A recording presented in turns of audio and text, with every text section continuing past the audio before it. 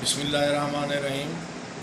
सबसे पहले तो मैं अपना तारुफ, मेरा नाम बशीर खान चांडिया है और मैं हल्का म्यूनसिपल कमेटी नंबर 24 शहर का उसका मुंतखब काउंसलर भी हूँ और साबका वाइस चेयरमैन भी हूँ। मैं अपने हल्के के बारे में कुछ अपने मसाइल इनकी थ्रू सदाए मखदूम जमशेद तारी साहब जो गए बगए हमारे साथ राब्ते में रहते हैं और अवामी मसाइल उजागर करते हैं, तो मैं इनका शुक्रिया अदा करता हूँ और आज इन्होंने मौका दिया। मैं अब इस वक्त मुखातिब होता हूँ अपने डिप्टी कमिश्नर मुजफ्फरगढ़ अमजद शोएब तरीन साहब इंजीनियर। मैं सबसे पहले तो उनको मुबारक देता हूँ कि उन्होंने मुजफ्फर शहर के लिए, हम भी 30-35 साल से बल्दियाती निज़ाम में मैं उसका हिस्सा रहा हूँ, लेकिन जो काम इन्होंने जिस अंदाज़ में और जितनी दिलचस्पी से लिए हैं, किए हैं और कर रहे हैं, तो इसका कोई मिसाल ही नहीं मिलती।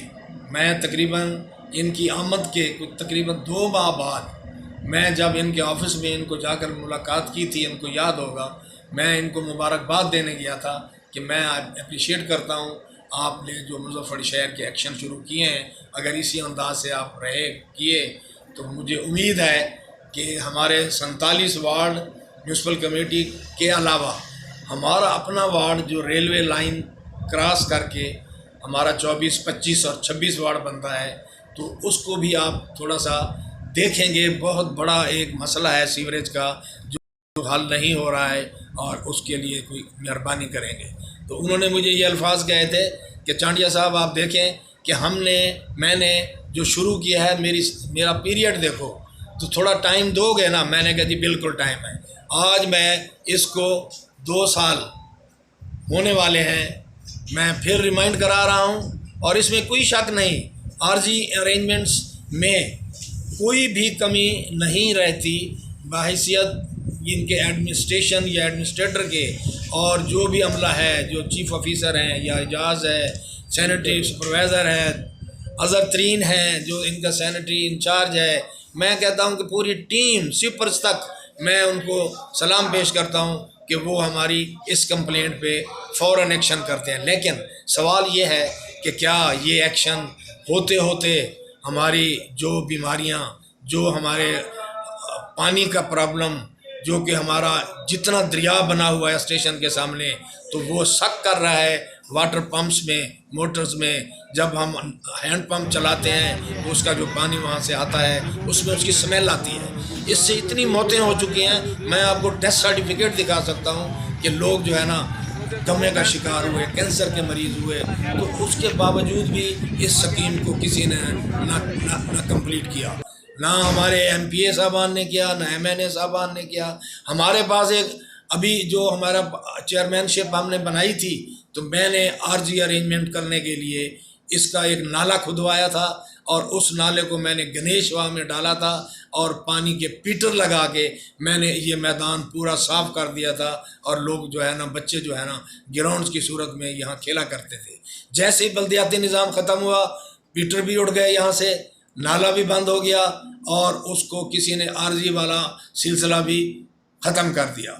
जब मैंने उसको दोबारा शुरू करना चाहा तो मुझे चीफ ऑफिसर साहब कहते हैं जी, रेलवे वाले कहते हैं कि जी हम यहाँ से पानी नहीं जाने देते। वो एक इस बात पे आज तक मुझे ये कह रहे हैं कि जी रेलवे वाले नहीं जाने देते। तो इसका ज़िम्मेदार पब्लिक नहीं है, इसकी ज़िम्मेदार लोग नहीं है, इसकी ज़िम्मेदार आवाम नहीं है। आवाम को तो अपना रिलीफ चाहिए, बीमारी से बचना है। ये काम रेलवे बिटवीन एडमिनिस्ट्रेटर के और डीसी साहब के, तो इनका है कि ये रेलवे को, मैं एक छोटा सा काउंसलर होके मैंने इतना बड़ा नाला खुदवा दिया, एक्सीवेटर लगवाए और अपना पूरा दिन रात मैं वहीं होता था। मैं शुगर का पेशेंट हूँ, उसके बावजूद भी मैं अपनी इंसुलिन उस नाले के ऊपर बैठ के लगाया करता था, अपनी ग़िज़ा भी वहीं लेता था, लेकिन मैंने काम अपना कंप्लीट करवा के ही छोड़ा था। तो वो तो आर्जी था। अब इस स्कीम के लिए बराए मेहरबानी इसकी ग्रांट, इसका फ़ंड, इसकी जो भी बनती है, एक चीज़ और मैं बता दूं, इस इलाके की एक सीवर बहुत पहले अल्लाहदाद खार साहब ने उसको कंप्लीट किया था पब्लिक हेल्थ वालों का, म्यूनसिपल कमेटी का या तहसील काउंसिल का जो निज़ाम था उस वक्त उन्होंने शायद बनाई थी, जो कि नाकाम हुई और वो पानी नहीं चल रहा और वो लाइन बंद पड़ी हुई है। और उस लाइन ने, मैं याद दिला दूं कि फजल गराज मिल को क्रॉस करते हुए गुलाब शाह वाले इसका डिपो है, वहाँ पानी जाया करता था। तो 4 हमारे सैनिटरी वर्कर भी बेचारे इसमें फौत हो गए थे, डूब गए थे फजल गराज मिल के आगे उसकी सफाई कराते हुए। तो मकसद कहने का ये है कि जब ये स्कीम कंप्लीट नहीं हुई और इसमें जितनी करप्शन हुई थी उसको भी कई लोगों ने इसको अदालतों में भी चैलेंज किया था कि भाई ये पेमेंट लेके भाग गए हैं, इसका लेता है। चलो अब जो भी अंदर पड़ा है उसको उस पोजीशन में ना सही किसी दूसरी साइड पे कन्वर्ट करके इस फ्रंट वाली रेलवे स्टेशन के सामने वाला पानी तो कम से कम गणेशवाड़ तक पहुंचाने के लिए कोई पैसे और इसमें खर्च करके इसी मेन होल के ऊपर कोई पाइप डाल के और इसको गणेशवाड़ में डाला जा सकता है, अगर ये करना चाहते हैं तो। अगर नहीं करना चाहते तो फिर एक ही बहाना है कि जी रेलवे वाले नहीं जाने देते। तो सवाल ये नहीं है रेलवे का, सवाल है उस आबादी का। जो वार्ड है हमारे 24 नंबर मेरा हल्का है, मेरे साथ मेरे अजीज़ हैं 25 नंबर है उनका और 26 नंबर है। 3 वार्डों का पानी हमारे मुजफ्फरगढ़ स्टेशन से लेकर अगर आप शुमाली साइड को लें तो 3-4 किलोमीटर तक का पानी जो है ना वो यहाँ पे आ रहा है। और हमारी बात वक्त ये है कि जैसे ही कोई नई स्कीम जिक्रिया कॉलोनी वाली बनाई गई उस वक्त हमें कहा गया कि जी ये सीवर कंप्लीट हो जाएगी, पानी जाने दें। वो पानी यहाँ डाल दिया गया और उस पानी की तस्वीर भी आप देख लें कि ये पानी जमा हुआ और यहाँ दरिया की शक्ल अख्तियार कर गया। एक और चीज़ मैं आपके नोटिस में दूँ, टेक्निकल बात है, ये जो पानी है यहाँ पे जमा हो रहा ये रेलवे लाइन को टच कर रहा है और रेलवे लाइन किसी वक्त भी बड़ा हादसा हो सकता है कि ट्रेन जो है ना रेलवे लाइन बैठ जाएगी इस पानी की वजह से। क्योंकि मुझे रेलवे अफसरान ने 2-3 मरतबा जब हम ये वो खुदाई कर रहे थे तो उन्होंने कहा था भाई आपका आर्जी है तो ठीक है, अदरवाइज़ तो हमारा ये यहाँ से नहीं होगा। तो हमने बना दिया था। मगर बात कहने की ये है कि उनकी बात भी सही है। अब वो ये ज़िम्मेदार तो नहीं है कि भाई वो इसको जो है ना अपना ये बर्दाश्त करें तो जाने दें या जो करें। ये हमारा है, इंतज़ामिया का है काम कि इसको किस तरीके से, किस रूट से, कोई और रूट भी निकाला जा सकता है। मैंने बता दिया कि सीवरेज लाइन भी पड़ी हुई है, उसके ऊपर कोई पाइप डाल के यहाँ हमारे झंग रोड से लेकर जब आप गणेशवाड़ तक जाते हैं अपनी मशरक साइड पे तो यहाँ पे पूरी लाइन बिछी हुई है। तो इस लाइन को थोड़ा सा आगे एक्सटेंड करके और इसको कन्वर्ट करके किसी तरीके से भी पानी को गणेशवाड़ में डाला जा सकता है। मैं इस चीज़ सिलसिले में आपको एक और चीज़ बता दूं कि हमारा ये मसला अगर हल ना हुआ तो कई जानें और ज़ाय होंगी, बीमारियां, मच्छर और जो वबा फैल रही है तो इसके लिए जवाब देना होगा हुकूमत पाकिस्तान को, जो भी पंजाब के, चाहे वो चीफ मिनिस्टर है, चाहे वो MLAs हैं, चाहे वो डिप्टी कमिश्नर हैं या एडमिनिस्ट्रेटर हैं। तो ये जो है ना इंतहाई संगीन मसला है और इस मसले को इतना ईजी ना लिया जाए कि मैं कोई इसमें अपना कोई झंडा नहीं लगवाना चाहता हूँ, ना कोई सियासी कोई बात है। हमने इस मसले को जितना मेरी उम्र है, जितनी मुझे अल्लाह ने ज़िंदगी दी हुई है, तो मैं इसको तो चीखता रहूँगा, पुकारता रहूँगा और इस मसले को उजागर करता रहूँगा। मैं इस सिलसिले में मुल्तान, लाहौर रेलवे अफसरान को पता नहीं कितनी मरतबा मैं गया हूँगा। मतलब अब मैंने उल्टा रेलवे वालों को ये कहा था, आप तो हमें कहते हो कि ये पानी यहाँ पे आपने क्यों जमा किया हुआ है। मैं आपसे सवाल करता हूँ कि आपने ये खड्डे क्यों बनाए हुए हैं, आप इसको फिल क्यों नहीं करते हैं। आप इसके ऊपर प्लेटफॉर्म बनाएं, इसको कोई प्रोजेक्ट लगाएं इसके ऊपर, ताकि आप लोगों की ये लैंड जो है ना ये फ्री ना पड़ी हो और ना कोई पानी इधर उधर से जमा हो या बारिश का पानी जमा हो के वो जो है ना जोड़ की शक्ल अख्तियार कर लेता है। तो मैं उल्टा रेलवे की जो इंस्पेक्शन ट्रेन आई थी यहाँ लाहौर के, उनके आए थे जनरल इंस्पेक्टर, मैंने उनको कम से कम दर्जनों ऑफिसर उनके साथ थे। मैं स्टेशन के ऊपर अपनी वीडियो के साथ आप देख सकते हैं कि मैंने उनको क्या कहा था। तो मतलब कहने का है कि हम इतने छोटे लेवल के हो के मेरी कोई हैसियत नहीं है, मैं इसको इतना उजागर करता हूँ और सब सो गए हैं। सिर्फ हमारा ये एक्शन हमारे लिए काफ़ी नहीं है कि अगर वो पुली बंद हो गई है, वहाँ से पानी आ रहा है, वो जमा हो गया, वो ब्लॉकेज हो गई, लोगों के घरों में पानी जाने लग गया, उसको आर्जी तौर पे खोल दो। तो ये हल नहीं है, हल परमानेंट है।